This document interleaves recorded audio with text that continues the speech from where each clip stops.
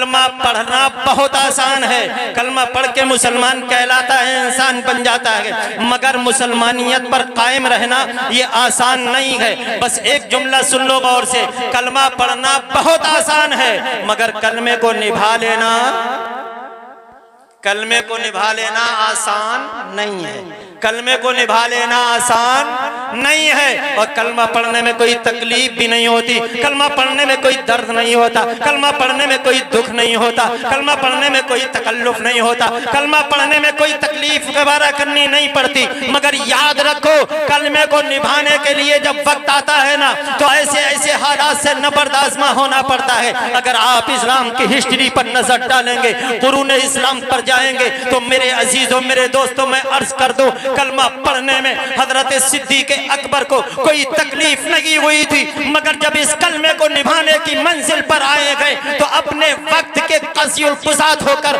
अपने अरब की दुनिया के जज और मुंसिफ करने के बावजूद भी सिद्दीक़ अकबर को कलमा पढ़ने में कोई तकलीफ नहीं हुई थी। मगर जब कलमे को निभाने की मंजिल पर आए गए तो हरम काबा में सिद्दीक़ अकबर को इस कदर मारा गया था, इतना पीटा गया था कि मुर्दा समझकर लोग छोड़ गए थे। सिद्दीक़ अकबर को कलमा पढ़ने में कोई तकलीफ नहीं हुई, मगर जब कलमे को निभाने की मंजिल पर आए गए तो अपनी जिंदगी को दांव पर लगाना पड़ा था। हजरत उमर इब्ने खत्ताब को, जलाली शख्सियत को, कलमा पढ़ने में कोई तकलीफ नहीं हुई, मगर जब कलमे को निभाने की मंजिल पर आए गए तो हजरत उमर फरमाते, कलमा पढ़ने के बाद मैंने लोगों को मारा भी था और लोगों की मारे भी मैंने खाई थी। कलमा पढ़ने में उस्मान गनी को कोई तकलीफ नहीं हुई, मगर जब कलमे को निभाने की मंजिल पर आए गए तो उनके सगे चचा ने उनकी नंगी पीठ पर सैकड़ों कोड़े बरसाए थे। क्या समझते हो मेरे दोस्त, कलमा पढ़ने में हैदर कर्रार को कोई तकलीफ नहीं हुई, मगर जब कलमे को निभाने की मंजिल पर आए गए तो मुस्तफा जाने रहमत के उन खारदार और तलवारों से आसपास तनी हुई तलवारों के बीच में बिस्तरे नबवी पर सोना पड़ा था, अपनी जिंदगी को दांव पर लगाना पड़ा था। क्या समझते हो तुम, कलमा पढ़ने में हजरत बिलाल हबशी को कोई तकलीफ नहीं हुई, मगर जब कलमे को निभाने की मंजिल पर आए गए तो अरब के रेगिस्तान पर अपने जिस्म को झुलसाना पड़ा था। क्या समझते हो तुम, हजरत खब्बाब को कलमा पढ़ने में कोई तकलीफ नहीं हुई, मगर जब कलमे को निभाने की मंजिल पर आए गए तो अपने जिस्म को आजमाइश की भट्टी में जलाना पड़ा था। हजरत हबीब को कलमा पढ़ने में कोई तकलीफ नहीं हुई, मगर जब कलमे को निभाने की मंजिल पर आए गए तो आग के गरम गरम शोलों पर अपने जिस्म को जलवाना पड़ा था। क्या समझते हो मेरे दोस्त, कलमा पढ़ने में हजरत यासिर और अम्मार को कोई तकलीफ नहीं हुई थी, मगर जिस वक्त कलमे को निभाने की मंजिल पर आए गए तो हजरत यासिर और अम्मार को अपनी जिंदगी दांव पर लगाना पड़ा था। कलमा पढ़ने में हजरत बीबी नहदिया को कोई तकलीफ नहीं हुई, मगर जब कलमे को निभाने की मंजिल पर आए गए तो अपनी जिंदगी को दांव पर लगाना पड़ा था। हजरत सुमैया को कलमा पढ़ने में कोई तकलीफ नहीं उठानी पड़ी थी, मगर जब कलमे को निभाने की मंजिल पर आए हैं तो नेजा खाकर पहली औरत खातून शहीद के लक़ब से सरफराज होती है। क्या समझते हो तुम, इस्लाम क्या चीज है। कलमा पढ़ने में हजरत रसूल मकबूल के दीवानों, मुस्तफा प्यारे के शहदाइयों को तकलीफ नहीं हुई, मगर जब कलमे को निभाने की मंजिल पर आए गए तो हजरत जाफर तैयार को अपने वतन को छोड़ना पड़ा था। क्या समझते हो तुम, कलमा पढ़ने में रसूल मकबूल के शहीदों को तकलीफ नहीं हुई थी, मगर जब कलमे को निभाने की मंजिल पर आए हैं तो उनके नाकों में धुआं डाल डालकर उनको जिंदगी से जो है मायूस करने की कोशिश की गई थी। कलमा पढ़ने में हजरत खैरुत ताबिईन इमामुल आशिकीन हजरत उवैस करनी को कोई तकलीफ नहीं हुई, मगर जब कलमे को निभाने की मंजिल पर आए हैं तो अपने आप को पागल और दीवाना कहलवाना पड़ा था। कलमा पढ़ने में हजरत इमाम आजम अबू हनीफा को कोई तकलीफ नहीं हुई, मगर जब कलमे को निभाने की मंजिल पर आए गए तो जेल की काली कोठरी में अपनी जिंदगी के अय्याम गुजारने पड़े थे। कलमा पढ़ने में हजरत इमाम शाफई को कोई तकलीफ नहीं हुई थी, कलमा पढ़ने में हजरत इमाम अहमद बिन हम्बल को कोई तकलीफ नहीं हुई थी, मगर जब कलमे को निभाने की मंजिल पर आए गए तो अपनी पीठ पर बेशुमार घोड़े खाने पड़े थे, जेल की कोठरी में अपने आप को बंद कराना पड़ा था। कलमा पढ़ने में मेरे अजीजों कोई तकलीफ नहीं हुई थी। गौसे आजम अब्दुल कादिर जीलानी को कलमा पढ़ने में तकलीफ नहीं हुई, मगर जगर कलमे को निभाने की बात आई थी तो अपने पेट पर पत्थर बांधने पड़े थे और कई कई महीने तक खाने पीने से मायूस अपने आप को रहना पड़ा था। अजीजाने मोहतरम, कलमा पढ़ने में हजरत सैयद सालार मसूद गाजी को कोई तकलीफ नहीं हुई थी, मगर जब कलमे को निभाने की मंजिल पर आए हैं तो 18 साल की जवानी को बहराइच की सरजमीन पर लुटाना पड़ा था। कलमा पढ़ने में हजरत मखदूम सिमना को कोई तकलीफ नहीं हुई थी, मगर जब कलमे को निभाने की मंजिल पर आए हैं तो सिमनान के तख्तो ताज को बूट की नोक पर मारना पड़ा था। कलमा पढ़ने में हजरत मुजद्दिद अल्फ सानी को कोई तकलीफ नहीं हुई थी, मगर जब कलमे को निभाने की मंजिल पर आए हैं तो अकबर जैसे अकबर के लाख जुल्म आपको सहने पड़े थे। कलमा पढ़ने में मेरे अजीजों मुजद्दिद दीन और मिल्लत इमाम अहले सुन्नत आला हजरत फाजिल बरेलवी को कोई तकलीफ नहीं उठानी पड़ी थी,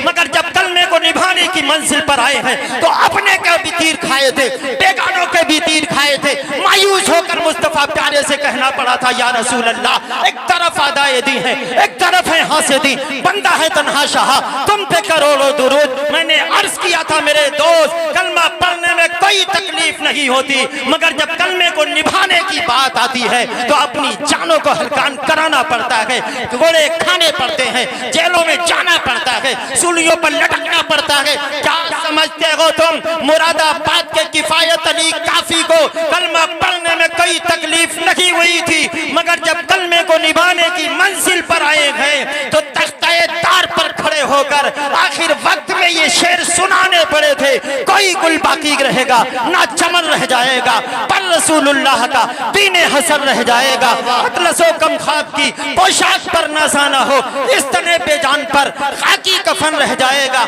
अजीजाने मोहतरम, मेरे दोस्तों, मेरे अजीजों, कलमा पढ़ लेना बहुत आसान है, मगर कलमे को निभा लेना।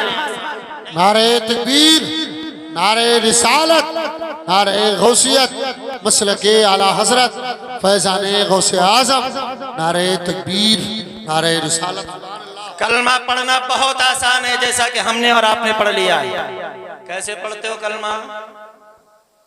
बोलो जोर से, ला इलाहा इल्लल्लाहु मुहम्मदुर रसूलुल्लाह। मगर बात कलमे को निभाने की आ जाए मेरे अजीजों ना, तो ऐसे वक्त में हमें अपने असलाफ की तारीख को अपनाना पड़ेगा, उनकी जिंदगी को नमूना बनाना पड़ेगा, उनके किरदार और अमल को हमें अपनाना पड़ेगा, वरना याद रखो खाली कलमा पढ़ने से काम नहीं चलेगा। इसीलिए तो किसी कहने वाले ने कहा है, हरम की पासबानी सिर्फ नारों से नहीं होगी कि अब खाके जमीने करबला कुछ और कहती है। ईमाने कामिल अगर रखते हो तो अपनी पेशानियों में सजदों की तड़प पैदा करो। क्या तुमने नहीं नाम सुना है हजरत अब्दुल्ला बिन हुज़ाफा सहमी का? कौन नहीं जानता हजरत अब्दुल्ला बिन हुज़ाफा सहमी को?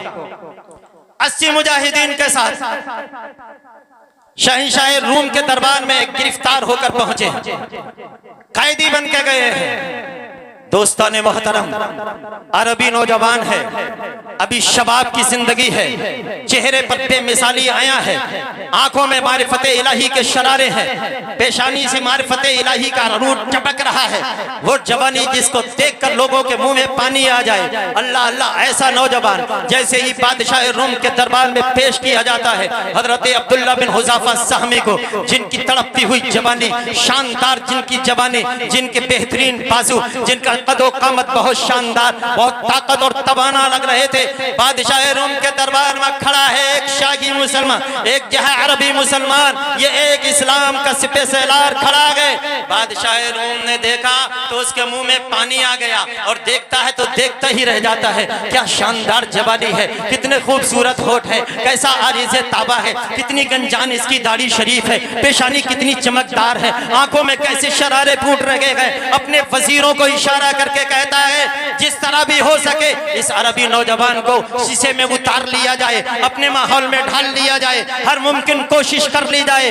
गरज के ये हजरत अब्दुल्ला बिन हुज़ाफा सहमी दरबार रूम में खड़े हुए हैं। बादशाह ने कहा है अरबी नौजवान, तू इस्लाम की हिमायत में निकला है, इस्लाम की बका के लिए निकला है, इस्लाम के तहफ़्फ़ुज़ के लिए निकला है। सुन, इस वक्त तू मेरी कैद में है, मैं तुझे ऑफर देता हूँ, तुझे मैं जो है एक तरह का मौका देता हूँ, तेरे लिए मैं एक पेशकश करता हूँ, अगर मौका हो तो मान लेना। देख ऐसा है ना, तू अपने मुस्तफ़ा से अपना रिश्ता तोड़ दे, मोहम्मद अरबी से ताल्लुक खत्म कर ले, इस्लाम का दामन छोड़ दे और आजा दीन ईसाईयत कबूल करके ईसाई बन जा। अल्लाहु अकबर। हजरत अब्दुल्ला के लिए ये कोई मामूली जुमला नहीं था, मामूली बात नहीं थी, ऐसा बड़ा चैलेंज हजरत अब्दुल्ला बिन हुज़ाफा सहमी ने निहायत हिकारत के साथ ठुकराते हुए कहा है ईसाई बादशाह, मैं मोहम्मद अरबी का कलमा बेचने के लिए नहीं, मैं नबी का दामन छोड़ने के लिए नहीं, जो छोड़े हुए हैं उनको दामन पकड़वाने के लिए निकला हूँ। मैं अपना दीन छोड़ने के लिए नहीं बल्कि अपना दीन मनवाने के लिए निकला हूँ। कहा छोड़ दे, तेरे लिए अमान होगा, मुझे ऐसी अमान की जरूरत नहीं है। बार बार कहा गया, समझाया गया, वजीरों मुशीरों ने कानों में बातें की, ए नौजवान मान जा तू बादशाह की बात पर, क्योंकि उसे तुझ पर प्यार आ गया है। हजरत अब्दुल्ला ने उनकी एक न सुनी, बार बार कहा छोड़ दो छोड़ दो, मगर आपने एक ही जवाब दिया, ऐसा हरगिज नहीं हो सकता, ऐसा हरगिज नहीं हो सकता, ऐसा हरगिज नहीं हो सकता कि मैं दामने मुस्तफा छोड़ दूं। अब लोगों ने देखा कि इस तरह मानने के लिए तैयार नहीं है हजरत अब्दुल्ला, तो मामला क्या होता है आप जानते ही हैं। आज लोगों को वर्गलाने के लिए, उनके दामने उनको दामे मकर में लाने के लिए आज लोगों के पास रुपया पैसा है, और ये रुपया पैसा ऐसी चीज है जिससे इंसान बहुत जल्दी फिसल जाता है। हजरत अब्दुल्ला बिन हुज़ाफा सहमी के कान में चुपके से एक वजीर ने कहा, ए अब्दुल्ला, अगर तू दीने मोहम्मदी छोड़ देगा ना तो ये बादशाह इतना मेहरबान हो गया है कि ये तुझ पर सब कुछ कुर्बान करने के लिए तैयार है। अरे क्या दे देगा ये बादशाह? बादशाह की तरफ से ऑफर आया, ए अरबी नौजवान, अगर तू दीने मोहम्मदी छोड़ दे तो बादशाह ने कहा सुन, अगर तूने ऐसा किया ना तो मैं अपनी आदि बादशाहत का मालिक तुझे बना दूंगा। अल्लाहु अकबर। इतना सुना हजरत अब्दुल्ला बिन हुज़ाफा सहमी ने, इतने में दूसरे वजीर ने कान में कहा, ए अब्दुल्ला छोड़ दे दामने मुस्तफा को, बादशाह की तरफ से ऑफर और तेरे लिए ये पेशकश है, अगर तू ऐसा कर लेगा तो बादशाह अपनी इकलौती बेटी का निकाह तुझसे कर देगा और तुझे बादशाहत का मालिक बना देगा। अल्लाहु अकबर। अगर आज का मुसलमान होता तो सौदा कर लेता, आज का मुसलमान होता तो बिक जाता, आज का मुसलमान होता तो झुक जाता, मगर वाहरे अरबी नौजवान, तेरे हौसलों को सलाम, तेरी जवा मर्दी को सलाम कि तू गैर के मुल्क में और एक कैदी की हैसियत से होते हुए अब्दुल्ला बिन हुज़ाफा सहमी ने उस भरे दरबार में गरजदार आवाज में कहा था, ए बादशाह, मैं तेरी बेटी को और तेरी बादशाहत को जूतियों के नीचे रौंद दूंगा, मगर मुस्तफा जाने रहमत का दिया हुआ ईमान नहीं दूंगा। वाह वाह, सुभान अल्लाह। नारे तकबीर, नारे रिसालत, नारे गौसियत, मसलकी आला हजरत। सुभान अल्लाह। मुस्तफा का दिया हुआ ईमान बोलो नहीं दूंगा। क्या कहा हजरत अब्दुल्ला ने? मुस्तफा का दिया हुआ ईमान नहीं दूंगा। आज का कोई मुसलमान ये पूछ सकता है, अब्दुल्ला औरत मिल रही थी क्यों नहीं ले ली, दौलत मिल रही थी क्यों नहीं ले ली, बादशाहत मिल रही थी क्यों नहीं ले ली? ऐ अब्दुल्ला, इतना शानदार सौदा था, थोड़ी देर के लिए कलमा तर्क कर देते, बादशाहत कबूल कर लेते, बादशाह के दामाद बन जाते, इतनी बड़ी सल्तनत के बादशाह बन जाते, मगर क्यों कबूल नहीं किया? तो हजरत अब्दुल्ला ने यही जवाब दिया था, ऐ लोगों, तुम्हें क्या मालूम ये बादशाहत क्या है और नबी के कलमे की दौलत क्या है? हजरत अब्दुल्ला ने कहा था, इसलिए कबूल नहीं किया कि दूर कर दे जो दीन और ईमान से, दूर कर दे जो दीन और ईमान से, ऐसी शान ऐसी अजमत नहीं चाहिए, दूर कर दे जो दीन और ईमान से। पूछा गया क्यों नहीं चाहिए, क्यों नहीं चाहिए, तो फरमाते हैं कि मिल गई है नबी की गुलामी हमें। सुभान अल्लाह। मिल गई है नबी की गुलामी हमें, अब जमाने की दौलत नहीं चाहिए। मिल गई है। बादशाह ने जब इतना सुना तो मारे गुस्से के पागल हो गए। इस अरबी नौजवान ने मेरे वकार का कोई लिहाज नहीं रखा, मेरे दरबार का कोई लिहाज नहीं रखा, मेरी बेटी की इज्जत को ठुकरा दिया, मेरी बादशाहत को ठुकरा दिया। जलाल में आ गया बादशाह, आपे से बाहर हो जाता है। फौरन हुक्म हो जाता है जल्लाद को बुलाया जाए। जल्लाद आ गए। जहां पना क्या हुक्म है? कई अरबी नौजवान ने मेरे हुक्म को पामाल किया है, इसने मेरी इज्जत का कोई लिहाज नहीं रखा, अब इसके साथ किसी तरह का नरमी का बयान जो है बर्ताव ना होना चाहिए। क्या हुक्म है, क्या होना चाहिए? कहा ऐसा करो, एक जल्दी से बड़ा सा कढ़ाव लाया जाए, चूल्हे पर रखा जाए, उसमें तेल डाल दिया जाए और उस कढ़ाव के नीचे आग जलाई जाए। इस अरबी नौजवान ने मेरी इज्जत का लिहाज नहीं रखा और इसने मुझे ठुकरा दिया, मेरी बेटी को ठुकराया है। अब इसके साथ वो जुल्म करना चाहिए कि खोलते हुए तेल में मेरी आंखों के सामने इसको डाल दिया जाए। अल्लाहु अकबर। आनन फानन चंद सिपाही आगे बढ़े, कढ़ाव आ गया, तेल आ गया, चूल्हा तैयार हो गया, आग जला दी गई। अब तेल धीरे धीरे जो है वो गर्म होने लगा। जब तेज हुई आग, आग में तेल जो है खोलने लगा, अब कढ़ाव में तेल जोश मारने लगा।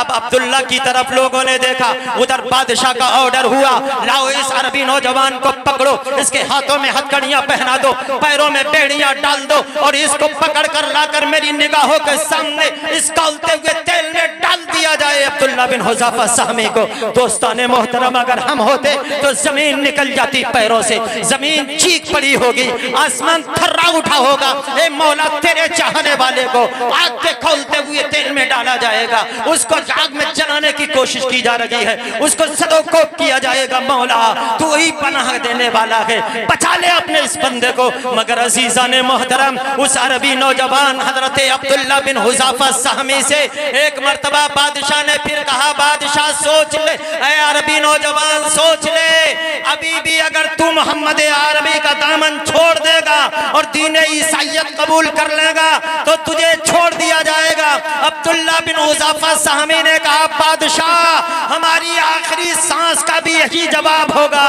कि जो जान मांगो तो जान दे दे, जो माल मांगो तो माल दे दे, मगर ये हमसे कभी ना होगा, नबी का जाहो जलाल दे दे। अजीजाने मोहतरम, चंद सिपाही आगे बढ़े, अब्दुल्ला के पैरों को पकड़ा गया, हाथों को थामा गया और उनको बड़ी जिल्लत आमेज अंदाज में ये पुलिस वाले, उसके फौजी जैसे ही यह कढ़ाव के करीब लेकर चले, हजरत अब्दुल्ला बड़ी हेकड़ी और जवाब मर्दी का मुजस्समा बने हुए थे। जैसे ही कढ़ाव के करीब पहुंचे, करीब था कि आपको तेल में डाल दिया जाता, एक बार फिर मौका दिया गया। आपने कहा, मेरी आखिरी सांस का यही जवाब होगा कि हम जान दे देंगे मगर नबी का दिया हुआ ईमान नहीं देंगे। बादशाह ने कहा, अगर नहीं दोगे तो फिर खौलते हुए तेल में जलने के लिए तैयार हो जाओ। कहा, मंजूर है। जैसे ही खौलते हुए तेल की तरफ आपको फेंका ही जाना था, अचानक क्या देखा लोगों ने? वो जवाब मर्दी का पहाड़, उसकी आंखें सावन भादों की तरह बरसने लगती हैं। हजरत अब्दुल्ला की आंखों से आंखों आंसू जारो कतार निकलने लगते हैं, आप रोने लगते हैं। बादशाह ने फौरन वजीर से कहा, वजीर पूछो इस अरबी नौजवान से, इसे 12 मौका दिया, इसको समझाया गया नहीं माना, दौलत का लालच दिया गया नहीं माना, बादशाहत का लालच दिया गया नहीं माना, अब मौत सर पर आ गई तो रोता क्यों है? ये आंखों में आंसू कैसे? बादशाह ने जब इतना कहा कि अब रोने की क्या जरूरत है, अब जब तैयार है मरने के लिए तो जा खौलते हुए तेल में चला जा। हजरत अब्दुल्ला बिन हुज़ाफा सहमी ने कहा, बादशाह, ये तेरी गलत फहमी है, तू शायद ये समझ रहा है कि अब्दुल्ला मौत के डर से रोने लगा, जान जा रही है इसलिए रोने लगा। नहीं। बादशाह ने पूछा, फिर क्यों आंखों में आंसू? आखिरकार ये आंखों में आंसू कैसे? अब तक तो बड़ी हेकड़ी दिखला रहा था ना, अब आंसू कैसे? कहा मेरे रोने का सबब सुन ले बादशाह, तू भी सुन ले, और ऐ जमीन और आसमान तुम भी गवाह हो जाओ। मैं अपनी जान के जाने से नहीं रो रहा हूँ, मैं खौलते हुए तेल में डाला जा रहा हूँ इसलिए नहीं रो रहा हूँ। अरे मेरे रोने की वजह ये है, मेरे खुदा की इतनी बड़ी बारगाह, इतनी अजीम शान बारगाह, और मुझे खुदा ने फकत एक जान दी है, एक जिस्म दिया है।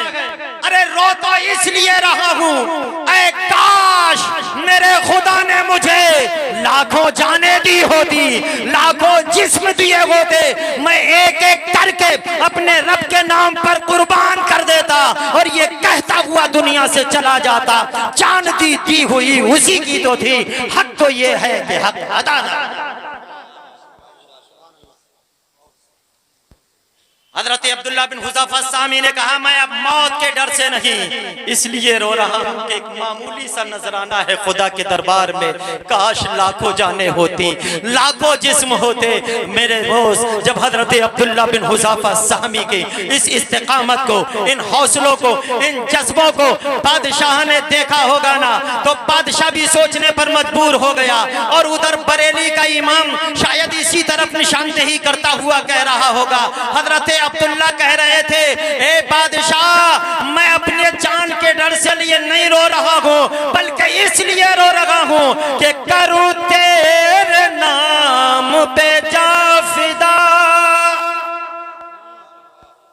न बस एक जान तो जहां फिदा, तो जहां से भी नहीं जी भरा, तो जहां से भी नहीं जी भरा, करूं क्या करोड़ों जहां नहीं। और गोया मुफ्ती आजम भी इसी की तर्जुमानी करते हुए कहते हैं, हजरत अब्दुल्ला ये कह रहे थे, ऐ ईसाई बादशाह ये एक जान क्या है अगर हो करो,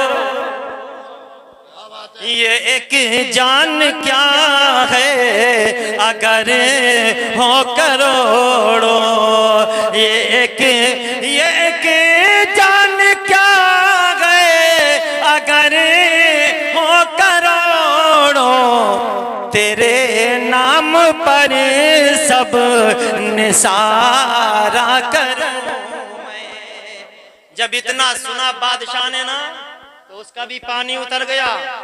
ऐसा रबी नौजवान न समझाने से माने, न लालच में आए, न मौत की आंखों में आंखें डाल के न उससे थर्राए। ऐ ईसाई बादशाह के वजीरों, ऐसा करो इस अरबी नौजवान को वापस ले आओ, वापस बुलवाओ, और कहा कुछ दिनों जेल में डाल दो, अभी सोचने का मौका दो, शायद समझ में आ जाए। अल्लाह अल्लाह, बादशाह का हाल ये है कि हजरत अब्दुल्ला का इस्तिकामत देखकर, उनके जोश को देखकर, उनके जज्बों को देखकर, उनकी ईमानी हरारत को देखकर यही कहना पड़ेगा, हजरत अब्दुल्ला ने बता दिया कि कलमा पढ़ लेना बहुत आसान है, मगर कलमे को निभा लेना आसान नहीं है। और उन्होंने आसान बना दिया, जेल में डाल दिया गया। हजरत उमर को खबर मिली, उन्होंने फौरन एक शाही फरमान लिखा, ऐ ईसाई बादशाह सुन, ये अब्दुल्ला इब्ने हजरत उमर की तरफ से तेरे नाम हुक्म है, तू इस खत को पातेगी, अब्दुल्ला बिन हुज़ाफा सामी को रिहा कर दे। अगर तू ऐसा करेगा तो खैर है, वरना ऐसे जवा मर्दों का लश्कर भेजूंगा ना कि तेरी हुकूमत का तख्ता पलट देंगे और तेरी बादशाहत की ईंट से ईंट बजा डालेंगे। न उन्हें कोई रोजे से रोकेगा, न नमाज से रोकेगा। अगर खैरियत चाहता है तो अब्दुल्ला को, सुभान अल्लाह, सुभान अल्लाह। शाही फरमान सुना तो बादशाह लरज गया, कांप गया। और क्यों न लरज जाए वो उमर जिनके आदा पे शैदा सकर, उस खुदा दोस्त हजरत पे लाखों सलाम। उनका फरमान सुनते ही फौरन अब्दुल्ला के लिए हुक्म नाफिज हो गया, अब्दुल्ला को इज्जत के साथ जेल से निकाला जाए, उनको रिहा करके उनके वतन वापस भेज दिया जाए। साथ में साथियों को भी, 80 मुजाहिदीन को भी रिहा कर दिया जाए। हजरत अब्दुल्ला बिन हुज़ाफा साहमी जब उधर से वापस पलट कर आ रहे थे तो दुनिया वालों को ये पैगाम दे रहे थे, ऐ दुनिया वालों, चाहे तुम 1400 साल में बाद में पैदा हो, ऐ मेरे उम्मत मुस्तफ़ा के उम्मतियों, कान खोल करके सुन लो। लाख आंधियां चले, लाख तूफान आए, लाख माहौल नासाजगार हो, चाहे किसी की हुकूमत में हो, किसी की रइयत में हो, चाहे कैदो बंद में हो, तलवारें चमक रही हो, नेज़े की अनियां कौंध रही हो, तीरों की बारिश हो रही हो, सर कट रहे हो, चाहे जुल्म कितने की तुग़यानी पर क्यों ना हो, मगर याद रखना अब्दुल्ला बिन हुज़ाफा सहमी की इस बात को, अगर ईमान कामिल रखते हो तो जंजीरें कट जाती हैं। और ये कह रहे थे गोया हजरत अब्दुल्ला बिन हुज़ाफा सहमी के बुलबुल से बगैर गाल नशे मन न छुटेगा, और बरक़े तबा के खौफ से गुलशन न छुटेगा। मौला अगर अपने मवाफिक भी लगी है सरकार, मगर आपका दामन न छुटेगा। सुभान अल्लाह। बातें करने के लिए बहुत है, मगर समझदारों के लिए इशारा काफी है। ईमान बड़ी अहम चीज है। कलमा पढ़ लेना आसान है, मगर कलमे को निभा लेना आसान नहीं है। इंशाअल्लाह आज वादा करो कि कलमे को निभाने के लिए अगर जान की जरूरत पड़े तो दे देंगे। बस 10-5 लोग ही, बाकी कहां ले जाओगे बचा के? नबी के दीन के लिए अगर जान की जरूरत पड़े बोलो दे देंगे। मकान देना पड़े दे देंगे, जमीन जायदाद देनी पड़े दे देंगे, और दुनिया वालों को यही कह के सुनाते रहेंगे जो जान मांगो तो जान दे दे, जो माल मांगो तो माल दे दे, मगर ये हमसे कभी ना होगा। नबी का जाहो जलाल दे दे। बातें बहुत सारी करनी थी, मगर चूंकि वक्त की किल्लत है और हजरत खतीब आजम तशरीफ फरमा है, इसलिए मैं अपनी गुफ्तगू को यहीं पर खत्म करता हूँ। ये कह के ये किस्सा लतीफ अभी ना तमाम है, जो कुछ बयां हुआ वह आगाज़ बाब था। अस्तगफिरुल्लाह रब्बी मिन कुल्ली ज़ंबिन व अतूबु इलैहि। कलमा शरीफ पढ़ लो, ला इलाहा इल्लल्लाह मुहम्मदुर रसूलुल्लाह। मुसाफिर हैं हम भी।